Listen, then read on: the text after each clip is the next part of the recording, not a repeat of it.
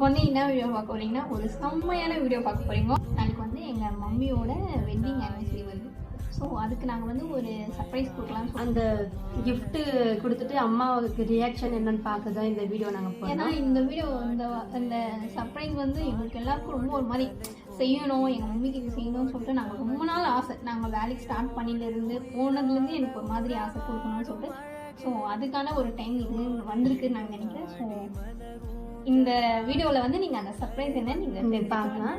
இது வந்து எனக்கு ஒரு மாதிரி செம்ம ஒரு டச்சிங்கான எனக்கு ஒரு வீடியோவாக இருக்கும் நான் நினைக்கிறேன். அலையாக நான் விளையாட நதியாக வந்தவள் நீயே என் தாய், உந்தன் விரல்கள்